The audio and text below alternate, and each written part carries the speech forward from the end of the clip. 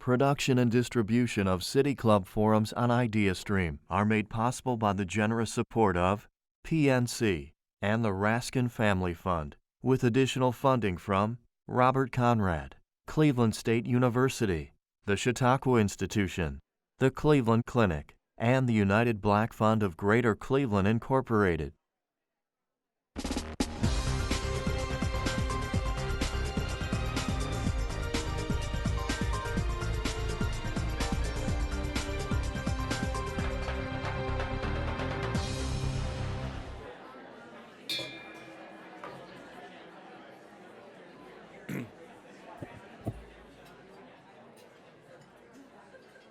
Good afternoon, and welcome to the City Club of Cleveland.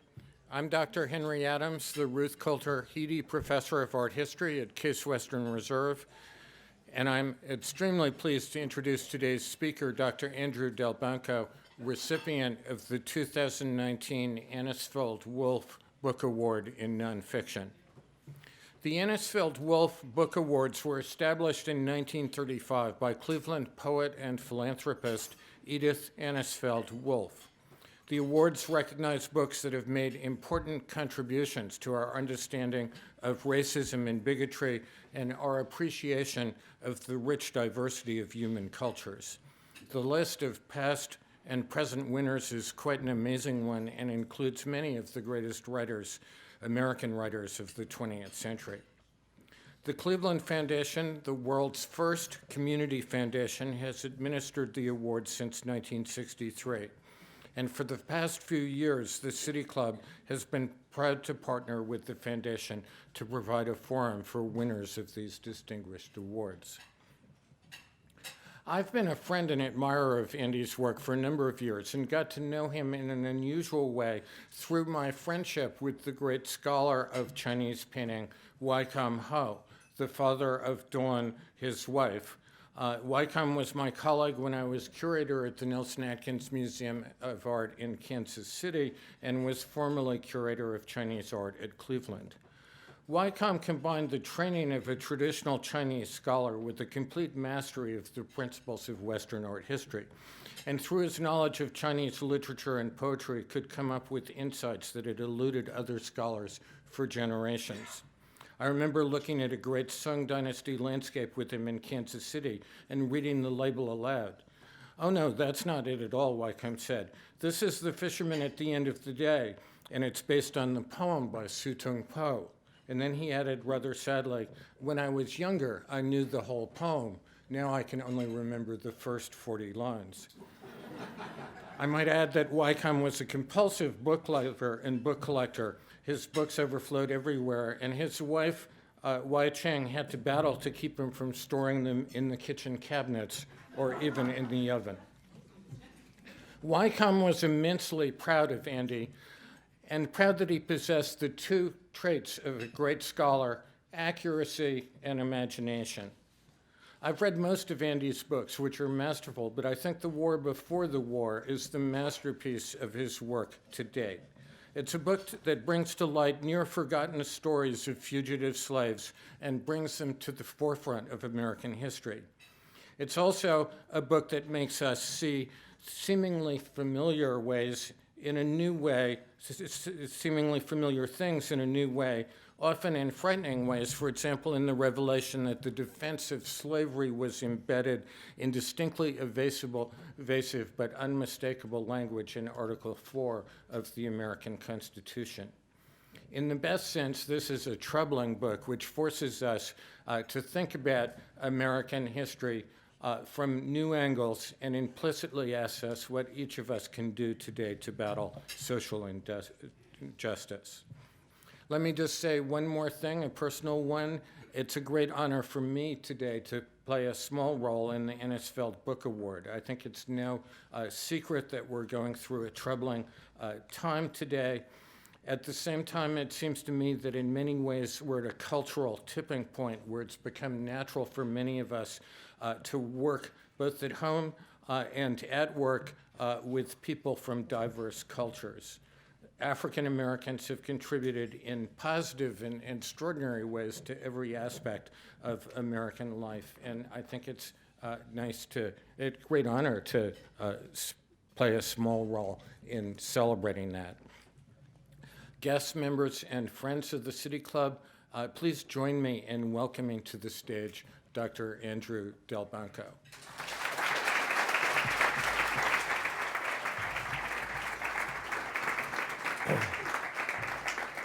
Thank you so much, Henry. I'm wearing a mic. Is that projecting my voice adequately? Right.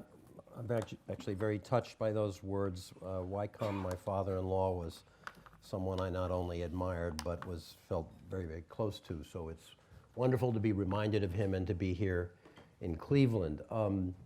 I try to say one or two lighthearted things when I give a talk. That's a challenge on this topic.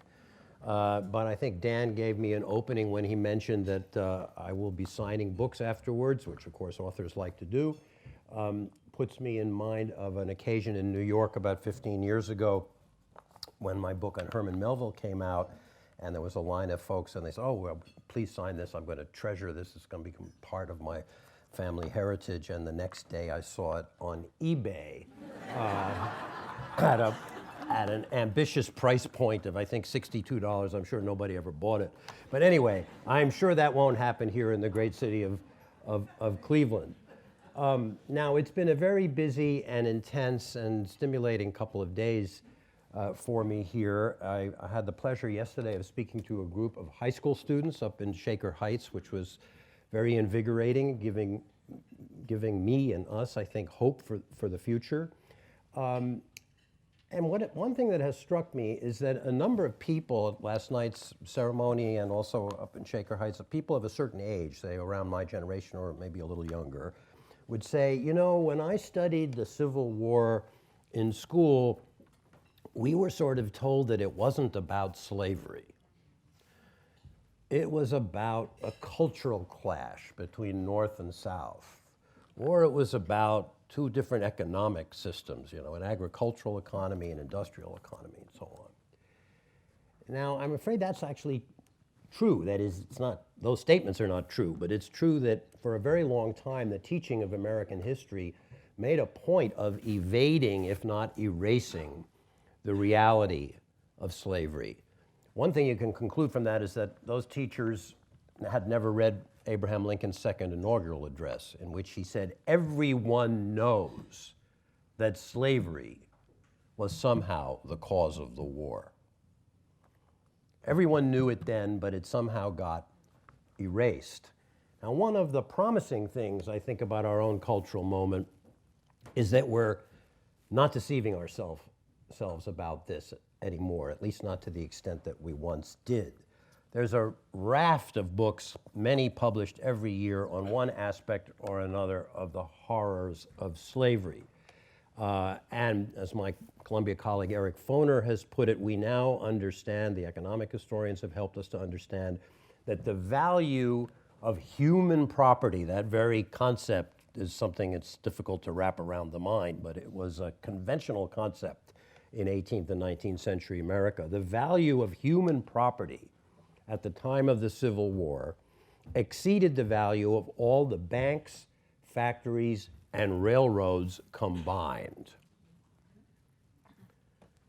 which helps to explain in a dark way why slave owners were willing to fight to keep that property, because it represented not just their livelihood, but their whole sense of themselves and the bedrock of their culture.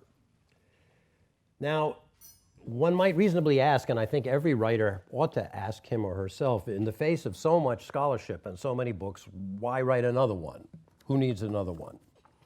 My best answer to that is that I felt, and I was a little surprised to discover this, that there's an aspect of the slavery story, namely the story of human beings, enslaved human beings, who had the courage and were willing to take the risk of actually fleeing to freedom in the face of all kinds of odds and dark consequences for themselves if they were caught or their families. That story, although we have many monographs, many studies of individual fugitive slaves, and many memoirs by fugitive slaves, most famously Frederick Douglass, who has been much in the public conversation recently. There wasn't a book, it seemed to me, that tried to tell the larger story of how the collective effort of enslaved people to emancipate themselves had made such a deep mark on our history and indeed had contributed, in my view, very importantly to the coming of the Civil War. So I decided I wanted to try to tell that story. The second question a writer, I think, ought to ask him or herself when undertaking any story is, where should the story begin? That makes a difference. Turns out the story of enslaved human beings running for freedom could begin almost at the beginning of recorded human history, because of the simple fact that human beings, and this I think is a transhistorical fact, it's always been true, human beings do not wish to be enslaved. It might seem so obvious as to not need stating, but we want to remind ourselves that in the 18th and 19th centuries in our country, slave owners made the argument with sincere conviction that slavery was not only good for them, for the owners, but it was also good for the slaves.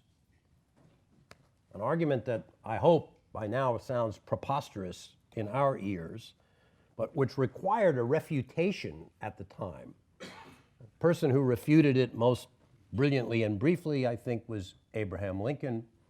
He said at one point, he said, you know, I'm told, and I'm paraphrasing, which is a sin with Lincoln, I'm told that slavery is a good thing.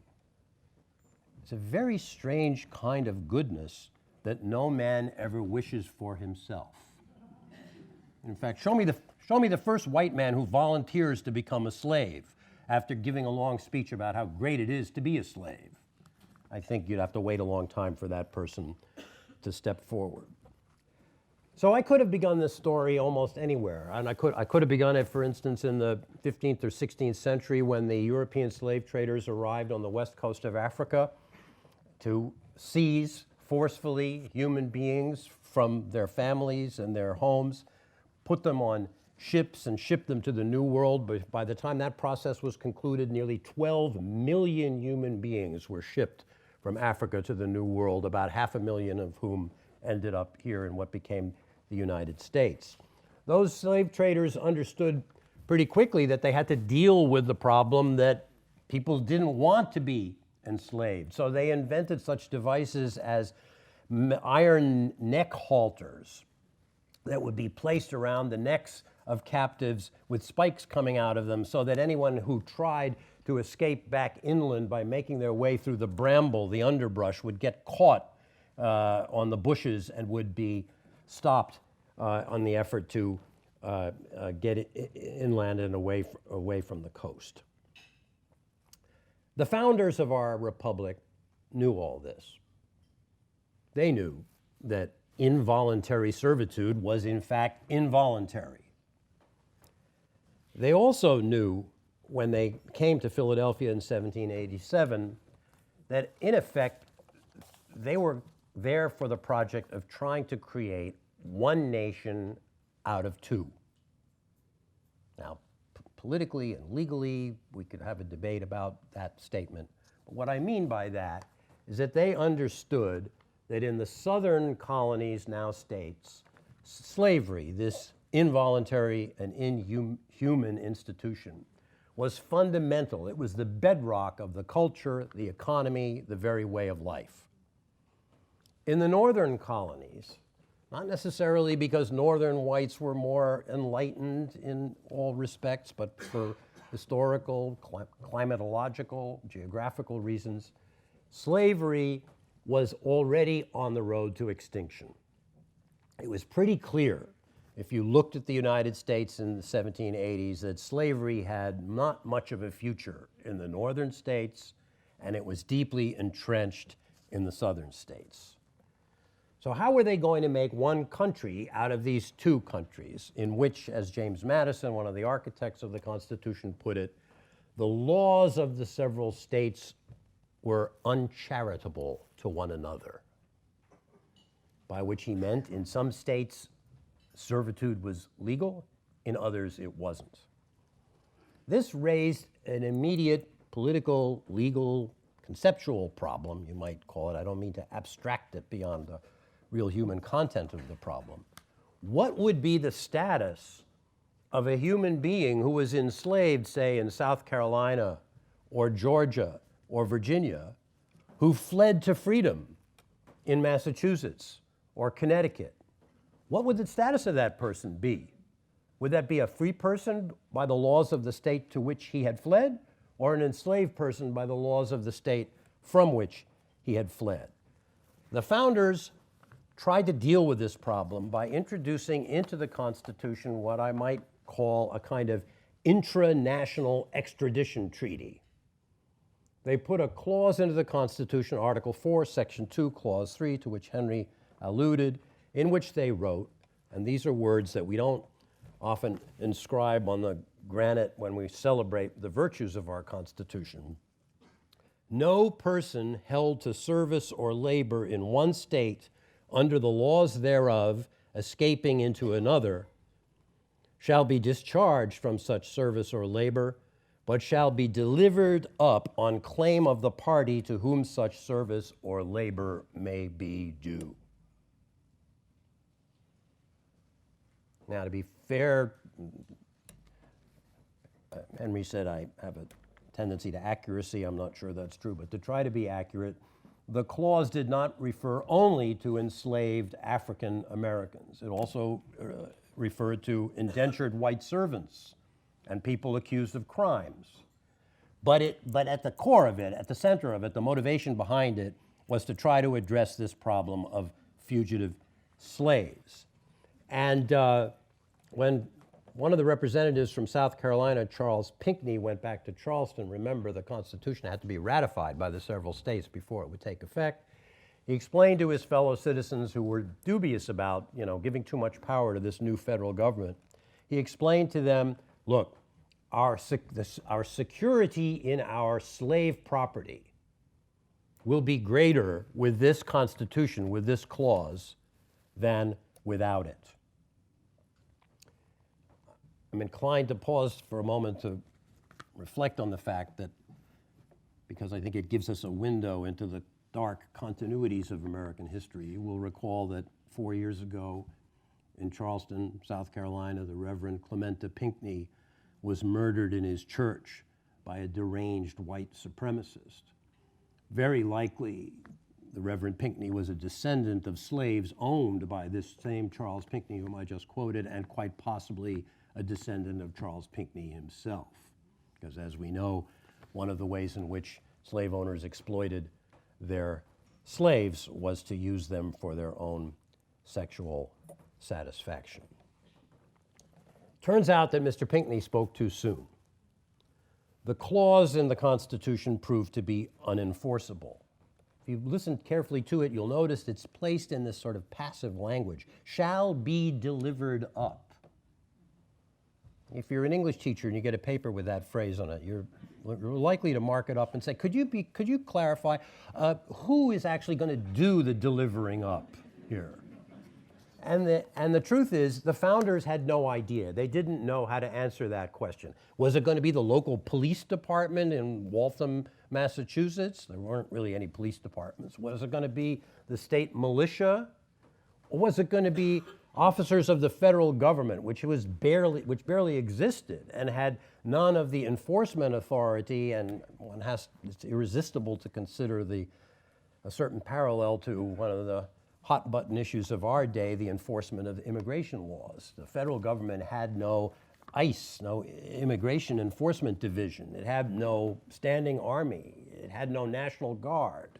So who was going to enforce this law?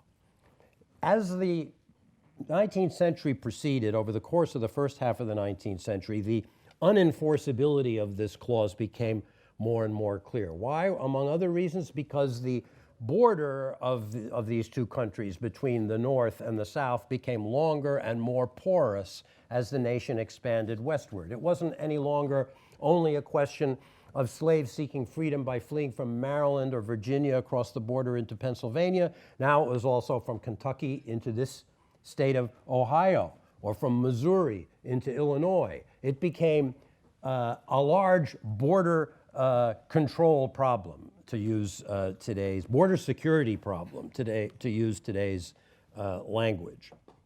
Moreover, some of the northern states, beginning with Pennsylvania, passed what became known as personal liberty laws, deliberately designed to make it as difficult as possible for Southern whites to recover their absconded, to use the language of the day, slave property. It's an old legal strategy. If you want to discourage somebody from pursuing a case, tie them up in court, make it expensive, make it necessary for them to bring multiple witnesses to prove that this escaped slave actually once belonged to you. And Pennsylvania was pretty successful in doing that. In fact, they began with a law in 1780 declaring that any Southerner who brought a slave with him into the state of Pennsylvania, if that slave was in residence for more than 6 months, he or she would be declared free. One of the early vigilance committees that were looking out for the interests of enslaved people knocked on the door in Philadelphia of another South Carolinian guy named Pierce Butler, who was also a representative at the Constitutional Convention, and said, you know, we've been watching you for a while. It's come to our attention that your slave, his name was Ben, has been living with you for more than 6 months, so he's now a free man. To which Mr. Butler replied, I'm a citizen of South Carolina. What have the laws of Pennsylvania to do with me? Which is an exchange that crystallizes for us, I think, this problem of federal authority versus state authority, state autonomy, states' rights, and so on, issues that are still very much with us today. We're watching the federal government at legal loggerheads with the state of California over auto emissions, for example. So these questions have not been put to rest, though they involve different issues. As the century went on, Southern whites accused Northern whites of enticing their human property to come across the border with false promises of a better life in the North. Northern whites accused Southern whites of sending kidnappers across the border, who would take back not only accused fugitives, but any able-bodied black man or attractive black woman whom they thought they could get a good price for on the slave market back down south. Some of the fugitives who made it across the border in these dark times, notably Frederick Douglass, began to tell their own stories, began to tell their stories in public meetings like this, sponsored by abolitionist societies, began to publish their own stories. Douglass famously published his autobiography in 1845. On the principle, I think, I found myself thinking this as I wrote the book, the same principle that led Dr. King to strategize during the civil rights movement of the 1950s. Show the public what this really is, and they will be revolted. And a public sentiment will rise against us, against slavery. Just as Dr. King knew, it's not that he wanted to put children in front of police dogs or young men in front of fire hoses because they wanted to have the right to eat a hamburger at an integrated lunch counter, but because he believed that if Americans actually saw these images, their outrage and indignation would be ignited. And I think the abolitionist movement in the 1830s and 40s was quite successful in this regard. So the fugitive slaves, in that sense, already made a tremendous contribution to the anti-slavery movement. So then in 1850, and I'm compressing for reasons of time, in 1850, the Congress faced a difficult moment when, after the Mexican War, various issues had to be adjudicated between North and South, and they drafted what became known as the Compromise of 1850. At the heart of that compromise, Southerners said, okay, the time has now come. We need a real serious law with teeth in it that will make real that toothless clause in the Constitution that we've been unable to enforce. This was the Fugitive Slave Law of 1850. 1850. It was a law without mercy. It denied the right to trial by jury to the accused fugitive. It denied the right of habeas corpus. It made it a federal crime for any citizen to aid or abet a fugitive slave. It created a whole new category of federal commissioners who were empowered in essentially secret hearings to decide whether the fugitive was or was not the person that the owner claimed, and to send that person back down south without anything resembling due process. There was a late professor at my university who coined a phrase called the law of unintended consequences. If there was ever a law of unintended consequences, it was the Fugitive Slave Law of 1850, because it was designed, it was intended, the supporters of it on both sides hoped that it would hold the country together. But in fact, it had exactly the opposite effect. It drove the two sections apart. Ralph Waldo Emerson, leading intellectual of the North, arguably, said it came like a sheet of lightning at midnight. And if you interrogate his metaphor a little bit, you want to ask, so what did it illuminate? What it illuminated was the fact that Northerners had been deceiving themselves, Northern whites had been deceiving themselves, fooling themselves into believing that slavery was somehow somebody else's problem. That by virtue of the fact that I live in a free state, I got nothing to do with the problem. I might feel bad about it, but it's not my problem. This, of course, was never true. How could it be true if for anyone who walked around with cotton clothing on their backs, or benefited from the Industrial Revolution that came to New England with the textile mills that were spinning slave-grown cotton into cloth for the export trade, or put their money in the State Street banks or the Wall Street banks that then loaned that money to the southern plantation owners? Everybody was up to their eyeballs in slavery. Every American was complicit in slavery. That's why Mr. Lincoln in that great second inaugural address doesn't speak of Southern slavery, he speaks of American slavery. But most Northern whites had done a good job of deceiving themselves that this was not their problem. 1850 made it harder to do that. Again, quoting Emerson, he said, "When my New England neighbors enjoy their pastries or cakes or put sugar in their tea, no one tasted blood in the treats." After 1850, you couldn't avoid the taste. Why? Because now the slave was not somebody down in South Carolina or Georgia whom you might read about in a magazine, but the fugitive slave was somebody who had been your neighbor for months or maybe even years, who had a tailor shop or a barber shop, and whom a mob, not a lawless mob, but a duly assigned by the federal government with authority law enforcement mob, would grab that person off the streets of Boston or Syracuse or Buffalo and take him to the pier, put him on a boat, and send him back to the hell from which he came. The Fugitive Slave Law, in short, radicalized the North.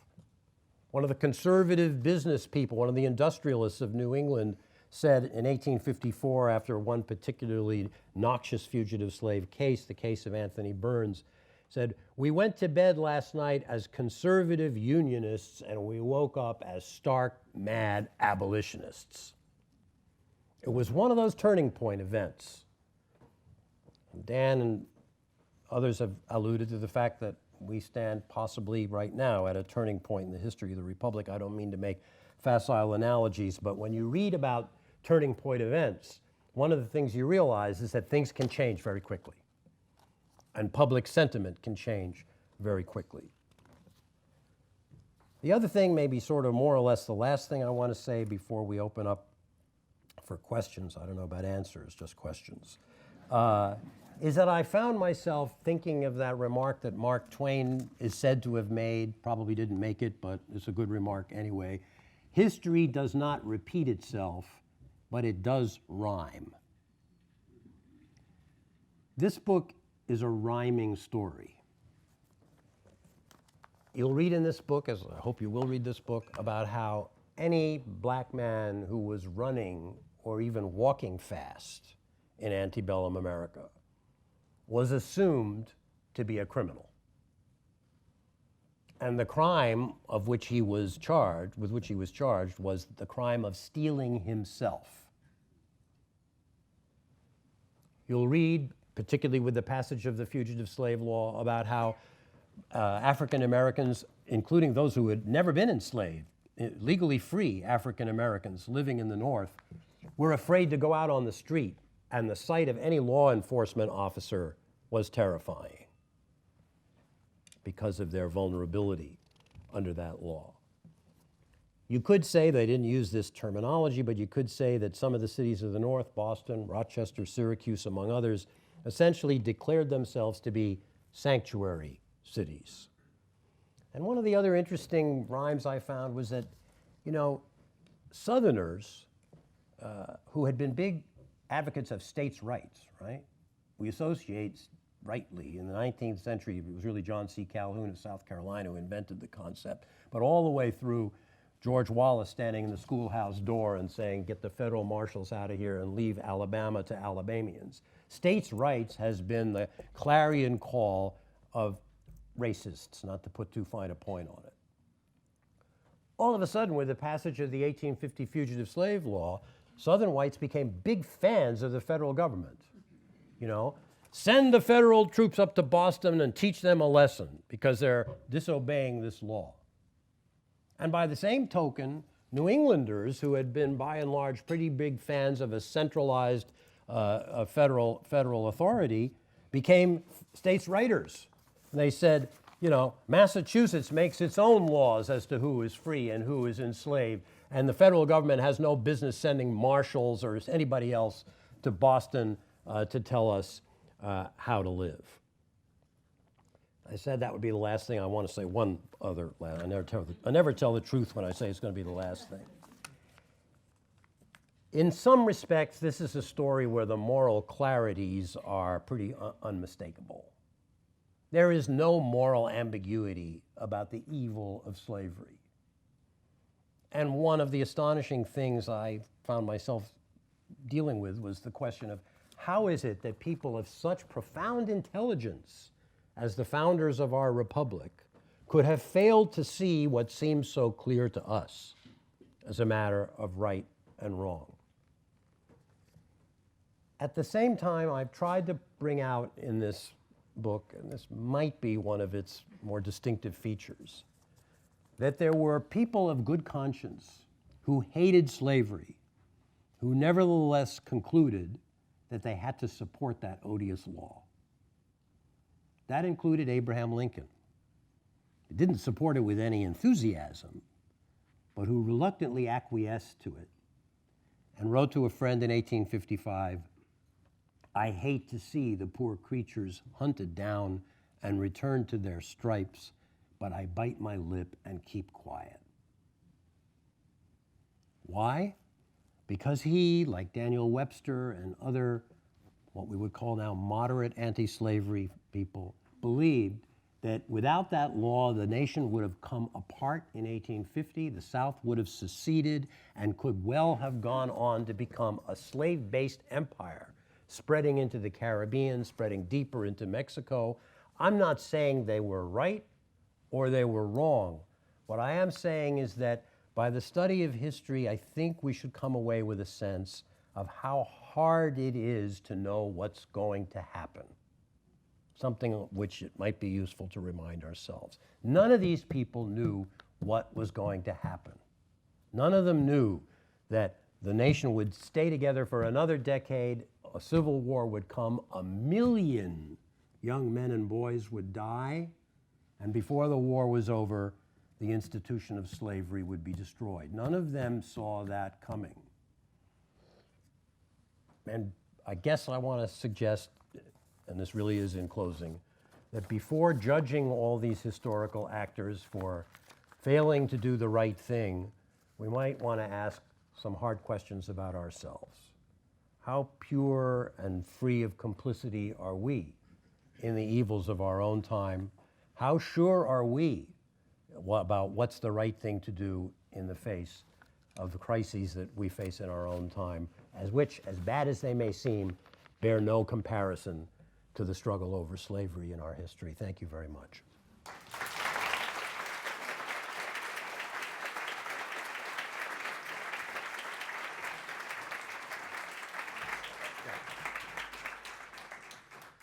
That's Andy Delbanco. You are done? I'm done. Okay. Well done. Well done. Well done.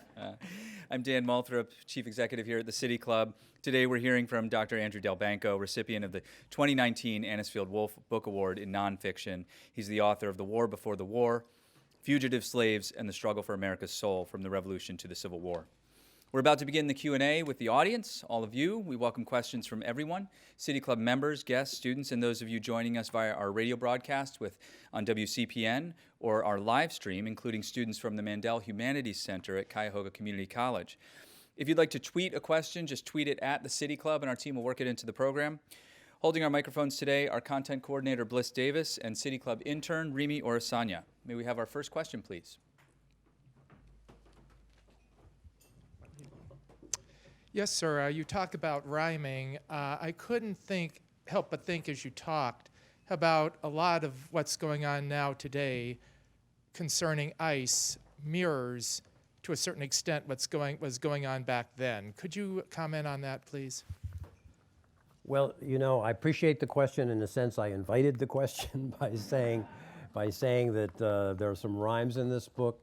At the same time, I don't like to present myself as an authority on the difficult issues of the present, and I don't want to take us off into a discussion about what's the right policy on immigration. I think we can all agree that the cruelties perpetrated on so-called undocumented immigrants are deeply at odds with our sense of who we should be as a people. At the same time, I think it is true that nations have to have borders.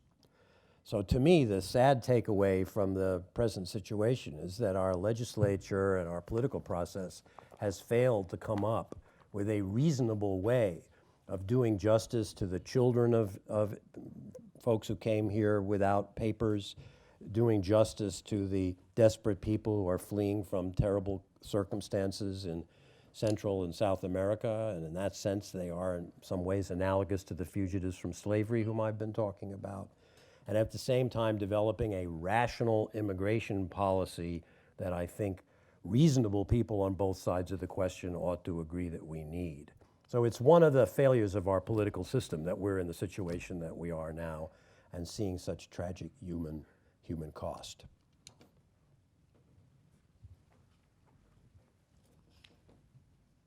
If we accept, as I do, that the compromise baked into the Constitution was a historical necessity, it's kind of basic to remember that Virginia, George Washington's home, slaveholding state, kind of core of the new Union.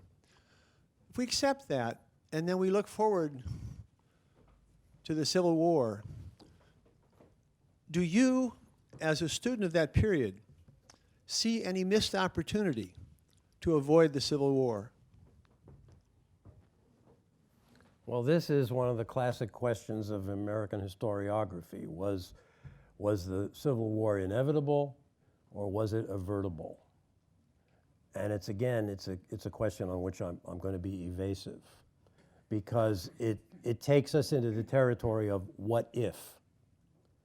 And although that's a very tempting and interesting place to go, it's generally, I think, territory for novelists.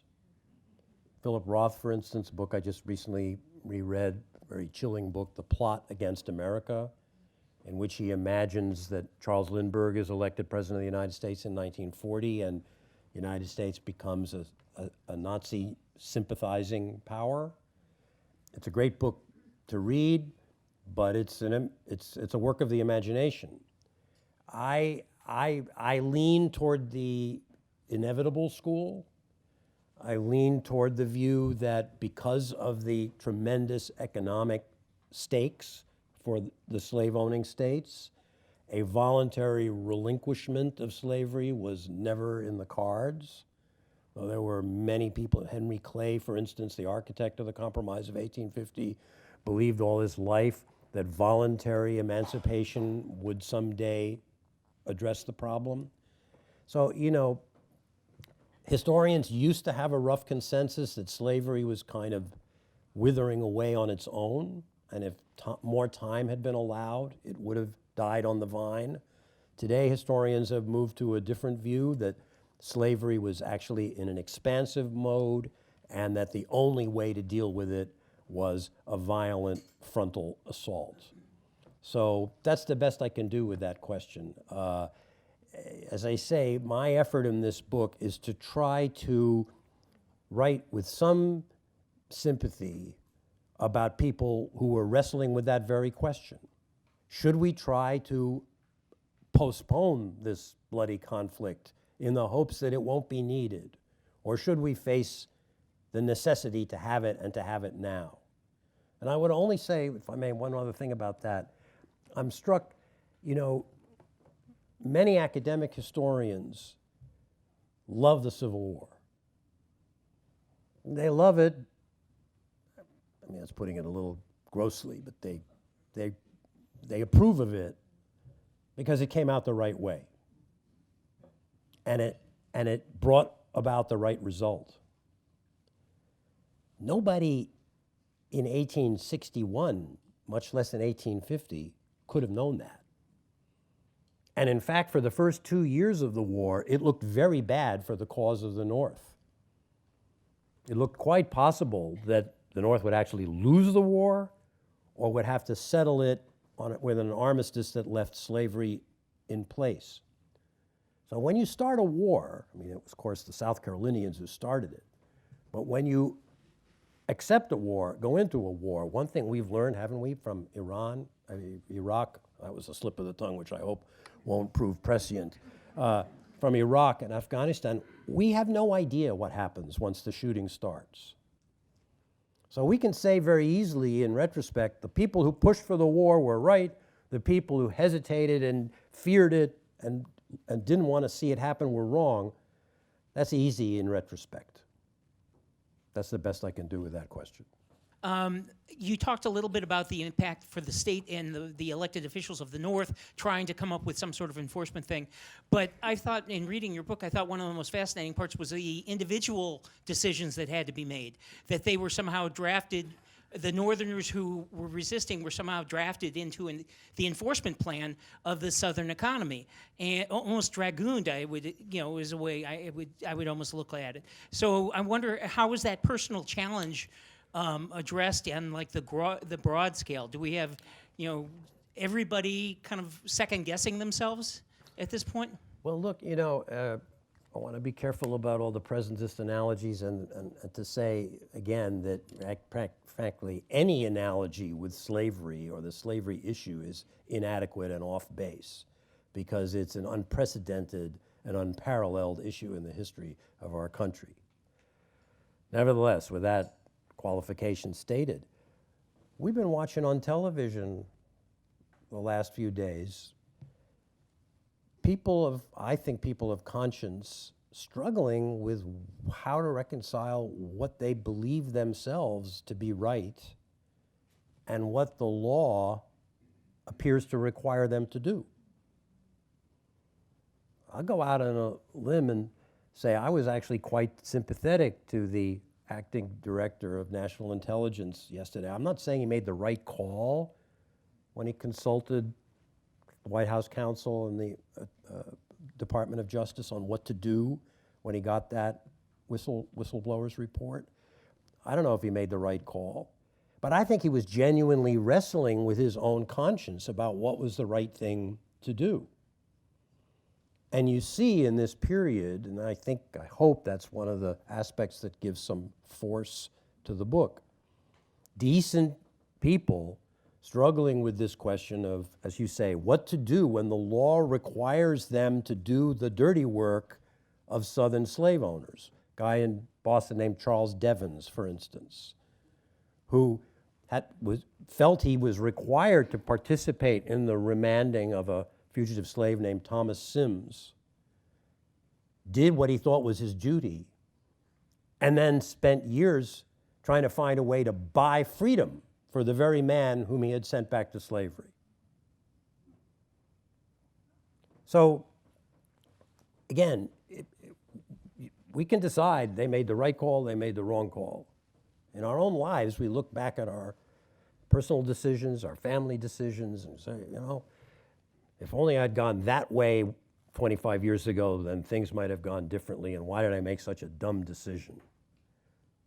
It's hard to return ourselves to the position of not being able to calculate the consequences of our actions. And that's part of the mystery and I think fascination of writing about the past. And I try to write respectfully of that mystery.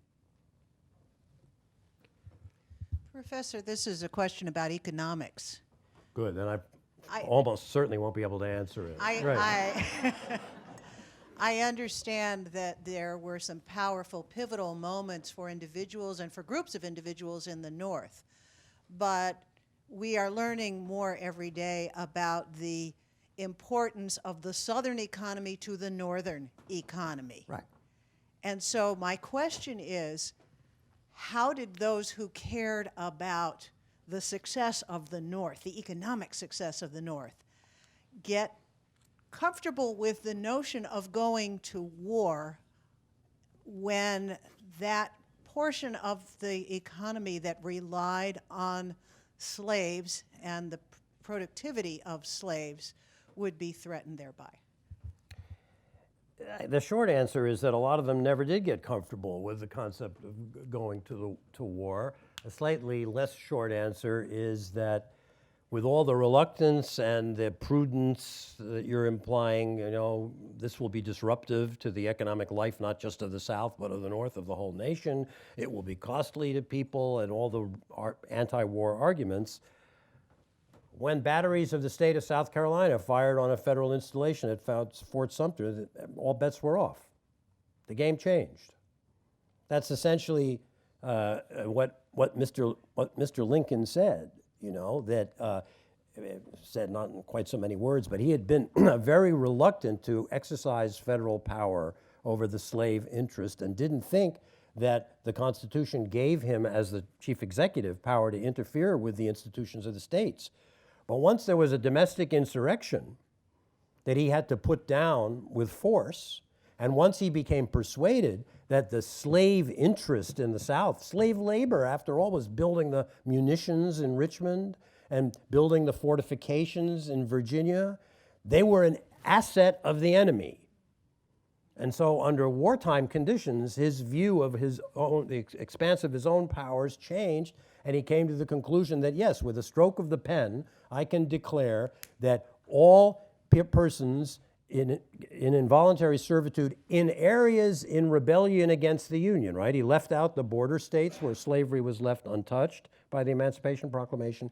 All those people will be free because my job is to win the war. Now, it just so happened, and he said this various places, that the emancipation of slavery was also something that was, of slaves was close to his heart, and he felt that this was a step in the right direction toward achieving justice. But that's not why he signed the Emancipation Proclamation, I don't believe. He signed it as a matter of military necessity. So the war changed the story for almost everybody. Wars have a way of doing that. That's a slightly garbled answer, but maybe clearer than I had hoped, right? Hey, so I remember, learning at school about like the New Deal, and I'm like, oh man, Roosevelt's New Deal, this is amazing. All these new reforms, this is awesome. Until I realized how redlining was baked in and it impacted people who look like me. So like, how do you feel now about the history curriculums in schools, what our kids are learning? I know we can all grow older and read books and, learn as we kind of get older, but how comfortable are you with what's being taught in the school? It's a great question, and I could talk about it at length, which I'll try not to do. But, the New Deal is a great example of the kind of complexity that I'm trying to evoke here. I think all Americans should be glad we had a New Deal. I think it helped to bring this country into a better place in the 20th century. It alleviated the suffering of a lot of people, established precedents that, from my political point of view, are very good ones that we should build on as we look to the future. At the same time, you're completely right, and that for a long time, just as we wrote slavery out of the story of America, we wrote out of the story of the New Deal the fact that African Americans were almost entirely excluded from its benefits. You know, Social Security didn't apply to domestic workers. That's a fact that we have to put front and center in our history curriculum. But I hope we can do it in such a way that we don't at the same time say, Franklin Roosevelt and everybody around him were a bunch of racist hypocrites. What his personal views were is a complex issue, and how much Eleanor Roosevelt was able to affect him, you know, historians are still arguing about that. But the point is, it was another complicated political moment. It's not clear to me that the New Deal legislation could have been secured at all without the alliance between Northern Democrats and Southern Democrats. And the price of support of Southern Democrats was to exclude African Americans from the benefits of the New Deal. We need to face that. We need to know it. We need to understand that it's another aspect of American history that must be redressed. But I hope we can tell that story in a somewhat nuanced way rather than, Roosevelt was a hero yesterday, now he's a villain, or the other way around. That's the best I can do with that. When people ask me, what do I do for a living? And maybe you got a feel for that today. I say, I'm in the confusion business. You know, I find that students, and they get their attitudes, of course, from their families. Students come into class, and this goes for the most sophisticated, high-powered Ivy League type students and younger people without those kinds of educational opportunities. They come into class with established attitudes about what the story is, who was right and who was wrong. My job is to confuse them. Because life is confusing, and you got to be prepared for that. So education can help a little bit in that regard, I think. Do we have time for another one or two? As a fellow confuser, I'd like to ask this question, because the other day it hit me when they were talking about the impeachment proceedings of Nixon and having only 3 TV stations. Yeah. Now we have so many different TV stations, and of course in the 1850s the telegraph brought newspapers to the forefront. People had said at the time it was going to unite our country, but in some ways all that information polarized us even then. So I'm wondering about your thoughts about that. Well, it's another great question that we could talk about at great length, and it's a helpful one, because I think most of us are aware that the new technologies that have enabled social media and the dissemination of information with inconceivable speed that, you know, I could not have imagined in the 1970s and 80s, as recently as that we hoped it would have a democratizing effect, that it would be, bring fresh air into our lives, expose hidden truths, make it more difficult to keep secrets, and that would be good for democracy. And in some ways, it has been good for democracy. I mean, and for justice. I mean, the fact that people all have little things in their pockets that they can take video means that law enforcement officers are likely to be a little bit more reluctant about certain kinds of behavior that might get caught on camera. And that's a good thing. But at the same time, as we all know, we now have this cacophony of voices out there. We have no gatekeepers who controls what goes out there, no editors. I mean, some organizations still do, but all the falsehoods, lies, exaggerations, fantasies, paranoid conspiracy stories that are out there, and that people, if it's on their favorite channel, they believe it. And that has tended to poison the atmosphere and degrade the civic discourse. Something like those two different things was happening in the 1850s, as you say, with the rise of the telegraph, the improved technology of newspaper production. The news could get out a lot faster to a lot more people than it had ever before. So that ordinary people were aware of what was going on 500 miles away in a way that they had never been before. that was good in some ways for the cause of fugitive slaves, because it meant that it was harder to seize somebody in secret and whisk them away without people knowing about it. But it's also true that the press became more and more polarized, and it fed the antagonism on both sides of the slavery issue. So again, as you say, we're both in the confusion business. It's a good thing and it's a bad thing, and we're going to live with it, as far as I can tell, in one form or another forever.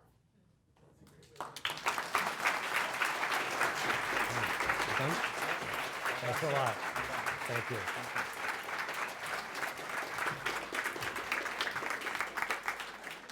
Today at the City Club, we've been hearing from Dr. Andrew Delbanco. He's the recipient of the 2019 Anisfield-Wolf Book Award in Nonfiction.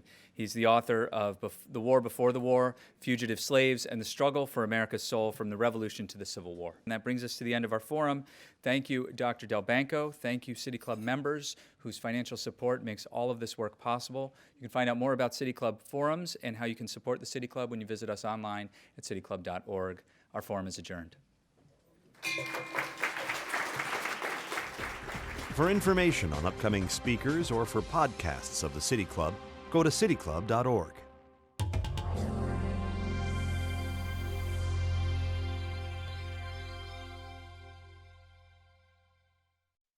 Production and distribution of City Club forums on IdeaStream are made possible by the generous support of PNC and the Raskin Family Fund, with additional funding from Robert Conrad, Cleveland State University, the Chautauqua Institution, the Cleveland Clinic, and the United Black Fund of Greater Cleveland, Incorporated.